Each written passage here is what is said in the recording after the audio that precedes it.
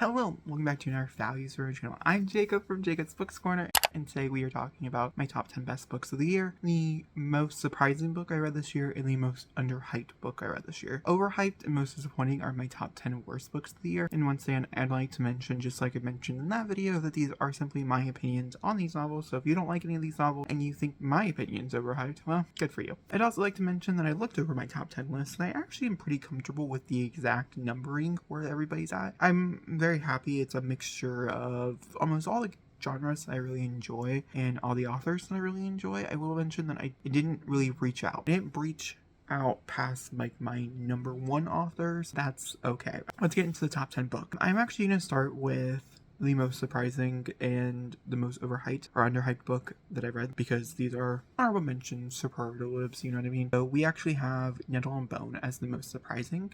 This is most surprising to me specifically because I ended up giving it a 4.75 out of 5 stars on Goodreads, and the other few Tea Kingfishers that I've read, I've rated really low, like 1 to 2 stars. Knowing that Nettle and Bone, there is some writing styles she does out there, they're all very different in my opinion, is so amazing to me because like, oh my god, this was phenomenal. This is about a girl who ends up having to go on a quest to save her sister from a bad man. It's set over in a fantastical kingdom style world where this quest includes gathering bones and doing some other stuff from this person. It's a comedy. I highly recommend going in kind of very blind to it as well.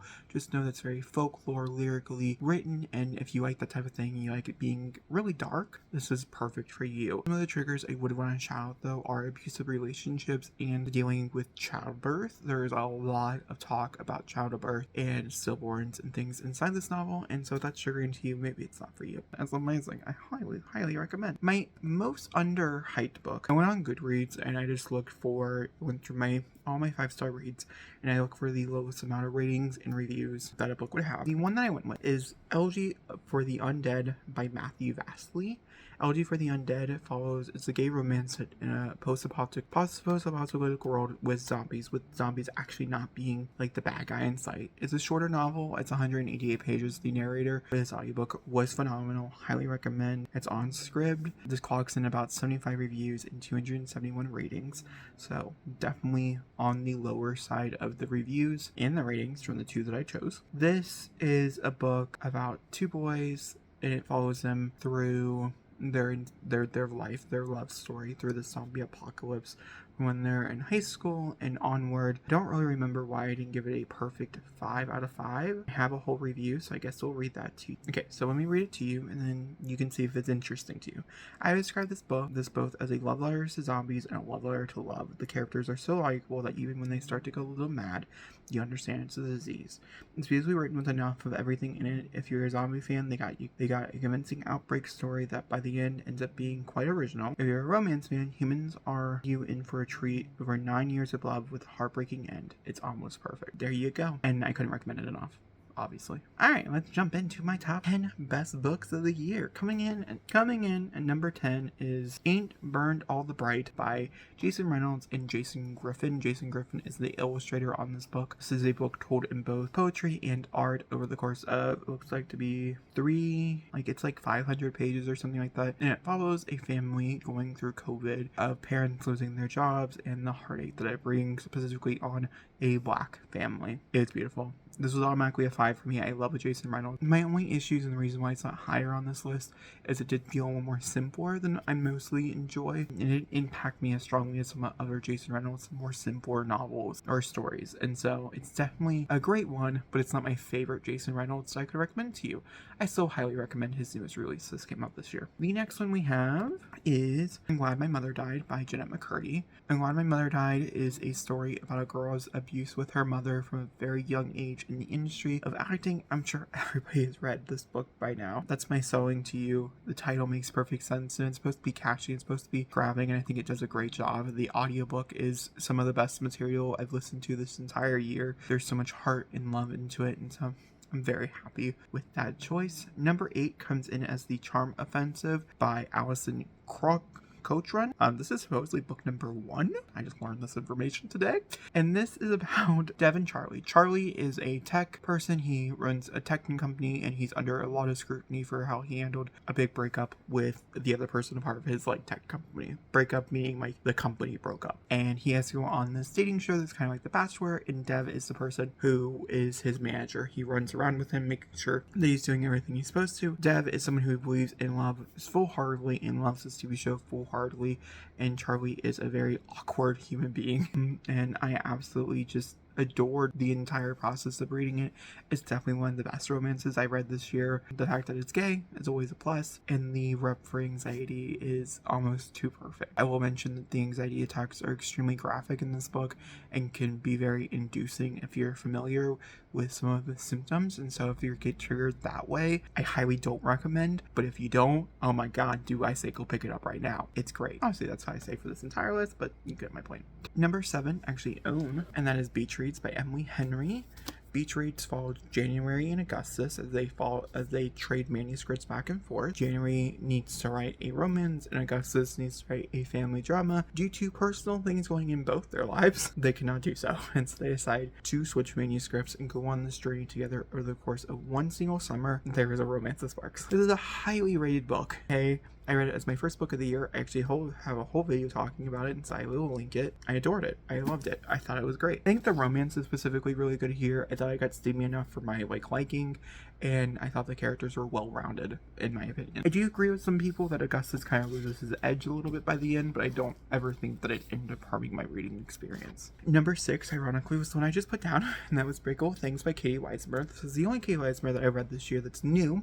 I have several others that are 5 stars, but they're rereads. She did have another one come out called Bloodless Ties, which is a part of her Marionettes trilogy, which is sitting over there. Or Marionettes series. It's like a 5 or 6 book series. Book 3 came out. I've not gotten to it yet, so that would be the reason why it's not on this list, probably. I have a strong feeling it would probably be even higher on this list. But we have Breakable Things, which is her brand newest poetry collection, which I read immediately. This part the back says this part right here may be quieter, but it matters too, and I think that's a perfect way to describe this. This is not as heartbreaking or hard to read as some of her other poetry collections, so if you're looking for something a little bit lighter, I would like to mention there are some things in here talking about triggering topics, but it is much more of a lighter discussion for a title that's called Breakable Things. If that's something that interests you, I couldn't recommend this one enough, and I really enjoyed it. I loved it. I loved it. There are some poems in here that I absolutely adore, and I have a whole video talking about it and reading it with you guys. There you go, in case you're wanting more of my thoughts and opinions on it. Alright guys, we're into the final 5. Oh, these books are great. Okay, I will mention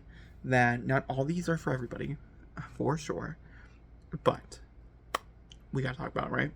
Number 5 is Clowns in a Cornfield by Adam Seris. Clown in a Cornfield is book 1, and I'm going to assume a duology. It could expand, but I don't really see it having more books.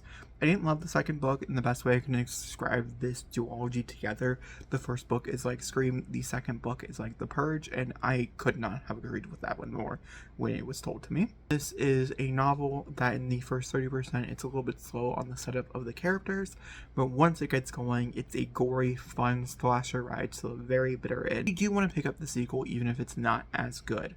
I don't think the Octane is as good. I think this one keeps at a very high level for the majority of its novel in a spectacular way. It's also an extremely dark humored novel, and so like in that regard, I think it works on so many different levels. If you're a fan of horror, if you're a fan of slashers, if you're a fan of Scream, I could not recommend this book enough. I cannot wait to reread it again next year during Halloween time, because I will be right there immediately.